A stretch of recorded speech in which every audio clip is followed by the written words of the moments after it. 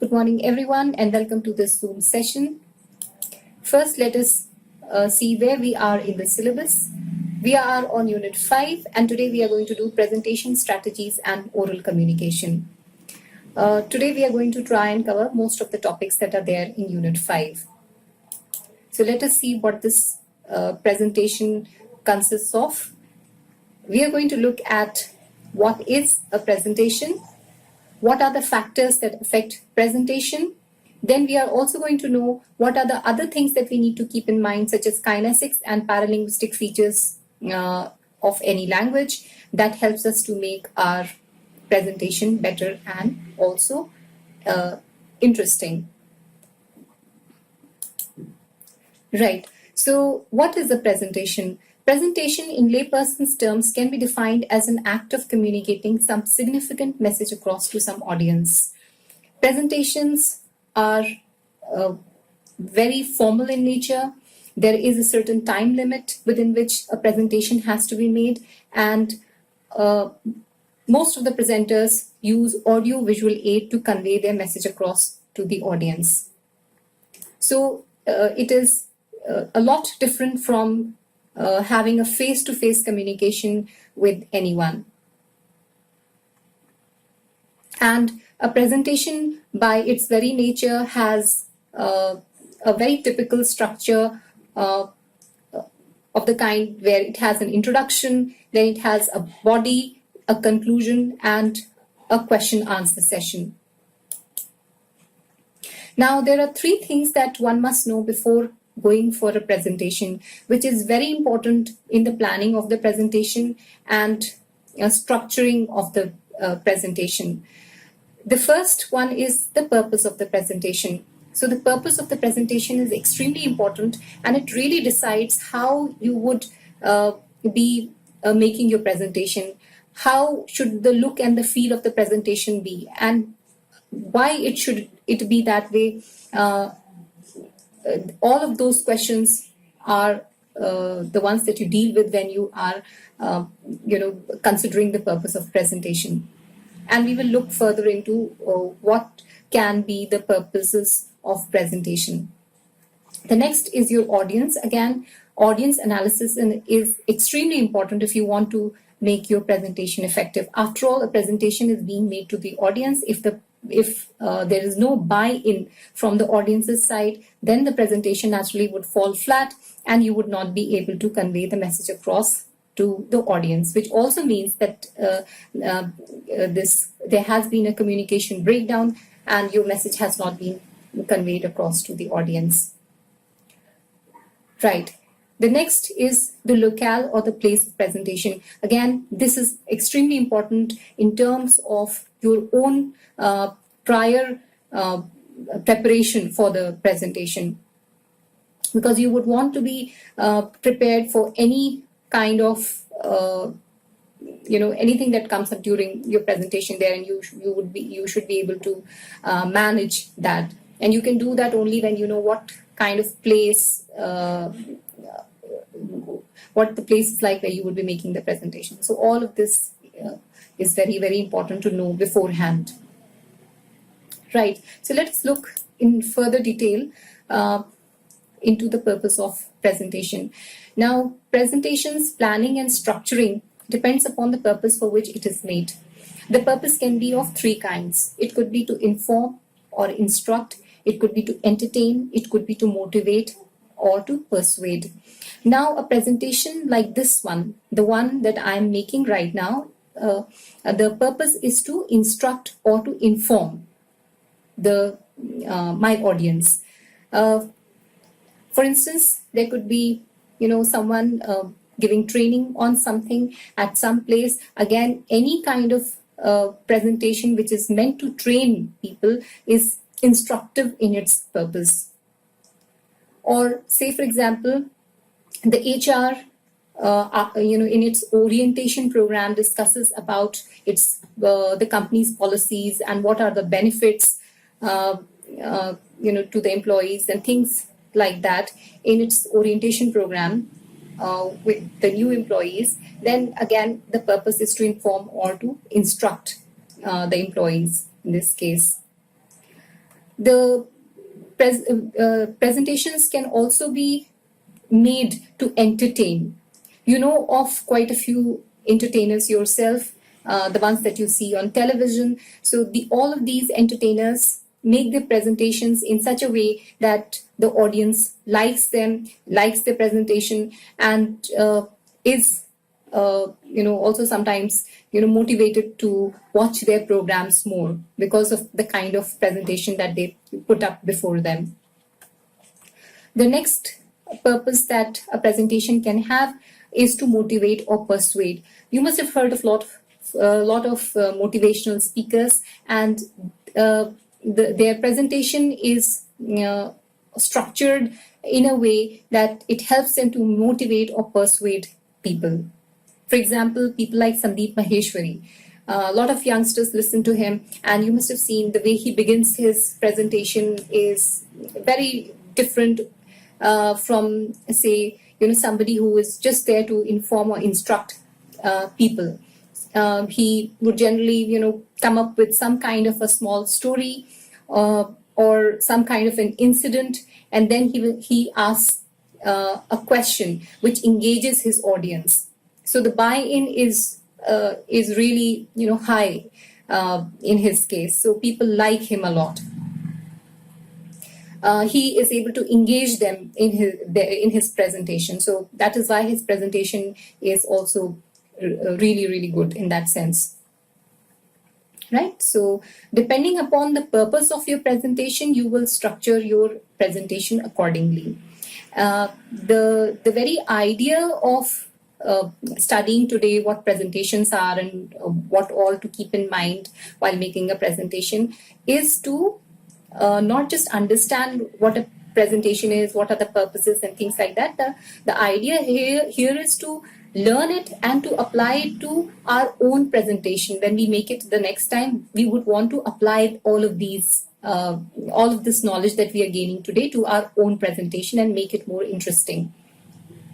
Right? So let us go over to the next factor, and the next one is audience. Again, the audience is an extremely important factor in shaping your presentation, because after all, you are making the presentation to your audience, and only if the audience appreciates your presentation or understands the message that you're trying to convey to them can the presentation be called successful.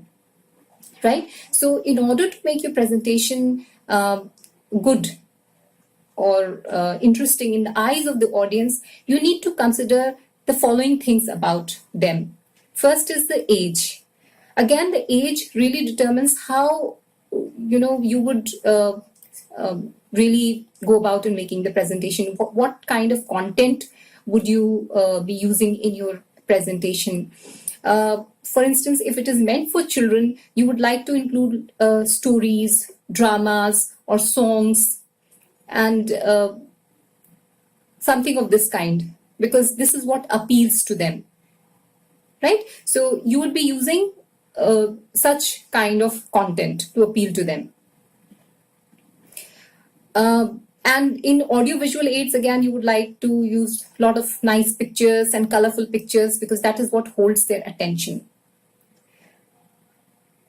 Right? But similar kind of content would not go in for, say, people who are, say, senior citizens. They are already very experienced, and they, look at things in a very different way because of their own experience, and it is not very easy to, please them. Therefore, your presentation for them would be very different, and it would have a very different content and style. It should appeal to their intellect more, to their experience more. So you can see how the difference in age would matter in the way you would choose your content and how you would style your presentation. And it cannot have a lot of pictures, and all of that would not appeal to people who are, for example, in the senior citizen bracket, people who are octogenarians or people in the 70s. So these people would not be interested in watching a presentation with a lot of sound and drama and colors. So that would not be very appealing to them. Again, the youngsters, for instance, would like a presentation which looks good, basically. Not what, something really is, but what if you are selling to them something that looks good, they would, rather buy that than something that is not very interesting in its looks. So again, for youngsters, your presentation would differ. It should appeal to their age, right? Again, the interest. Again, the interest also varies with the age, with the experience, with the kind of, your own level of education and your economic status. So again, the interest also matters when you are making your presentation. If you want to appeal to people, you need to find out what are their interests so that you can appeal to them. You can talk to them about their interests, and in doing so, you can appeal to them. Right? The next one is the background. So where are they coming from? What are their values? What are their beliefs? What cultural norms do they follow? So all of that would help you to, again, hone your presentation. So this is very important. What is the nature of your audience? Right? So whether, is it a mix of an audience? Is it, where is it coming from? Is it a college? Whether you are making presentation at a college, or you are making a presentation, say, for example, at some, some very, very formal place, or you have been invited to make a presentation at some place. So all of that really would matter when you are giving your presentation. The level of education of the audience would matter, because you will have to tone up or tone down your presentation depending upon the level of the education of your audience. If your audience is well educated, again, you will have to make your presentation in a manner that appeals to their intellect more. But if you are addressing the illiterate people, then you will have to show them more and tell them less. And that is how it is. The economic status. Again, people from a higher economic status who are used to living a luxurious life, they like to talk about the luxury and, things that are to do with that. So things that are in that area would appeal to them more. So this is how it is. And they're also a lot open to ideas. While people in the middle class would be interested in, say, the costs and the benefits of something that you're offering. Again, the people in the lower income group would be pulled towards something that looks good. So things like that. So these are the things that you need to consider when you are considering this audience as the factor in presentation. Right. So the next is locale. The locale is the physical environment or the place where the presentation is to happen.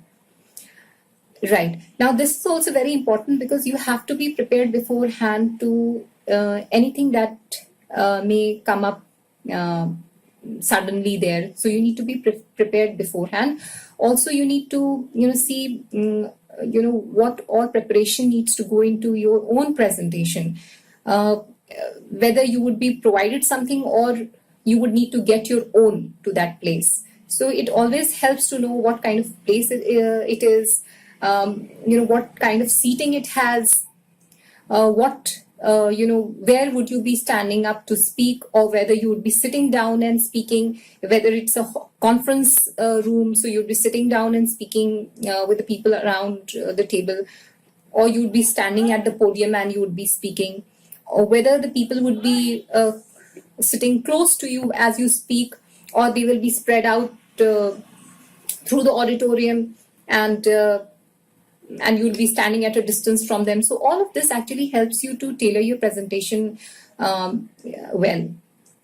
So these things are extremely important. Before you go in for the presentation, you can maybe think about about these things, and then see how effective you can make your presentation.